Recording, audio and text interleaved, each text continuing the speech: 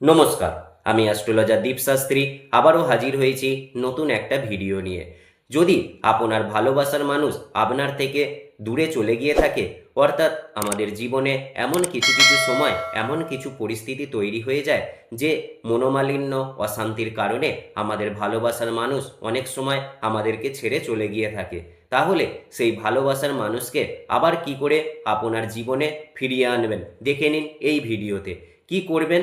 শুক্রবার দিন সন্ধেবেলা একটি লাল গোলাপ নেবেন। গোলাপটিকে আপনার হৃদয়ে স্পর্শ করে মনে মনে 3 বার আপনার ভালোবাসার মানুষের নামটি বলুন। এইবার এই গোলাপটি একটি কাঁচের গ্লাসের মধ্যে রেখে সেই গ্লাসের সামনে একটি মোমবাতি জ্বালুন এবং মোমবাতির আলোয় গোলাপটির দিকে তাকিয়ে 30 সেকেন্ড এই অনুভূতি নিন যে আপনার ভালোবাসার মানুষটি আবার যেন আপনার জীবনে ফিরে আসে। করে দেখুন, অসম্ভব রকম ভালো ফল পাবেন। কারণ গোলাপের এনার্জি প্রেমে পরিপূর্ণতা প্রদান করে এবং মোমবাতির আলো ভালোবাসায় পূর্ণতা প্রদান করে থাকে। করে দেখুন, অসম্ভব রকম ভালো ফল পাবেন। ধন্যবাদ।